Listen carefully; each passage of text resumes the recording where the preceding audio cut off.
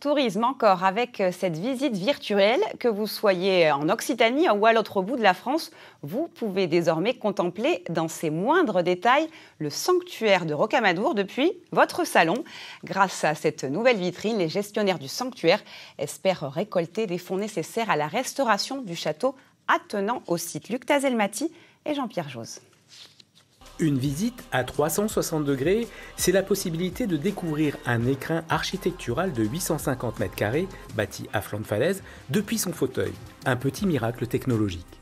On a valorisé cette visite au travers de dizaines de points d'intérêt, de dizaines de contenus, que ce soit des textes, des photos, des vidéos, du drone, qui permettent également ces points d'intérêt d'avoir des liens vers des pages. Alors on a fait des petits clins d'œil avec des liens vers la page de dons par exemple, mais c'est aussi montrer un petit peu le travail des bénévoles. Ce site de visite virtuelle est le fruit d'un mécénat, un don du ciel en quelque sorte, qui peut rapporter gros si la générosité des visiteurs virtuels se transforme en espèces sonnantes et trébuchantes. Cette visite est totalement gratuite. On ne peut pas forcer les gens à nous donner, mais nous, quand même, on a juste à trouver 6 millions d'euros pour pouvoir restaurer ce château. Cet outil permet aux personnes éloignées de Rocamadour ou à mobilité réduite, comme des résidents d'EHPAD, de découvrir ou redécouvrir le site, mais aussi de préparer des visites scolaires.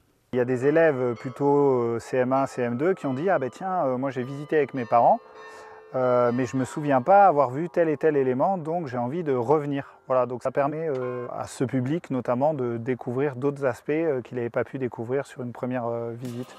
Sur le 1 700 000 visiteurs de Rocamadour, seul 1 million visitent le cœur du sanctuaire.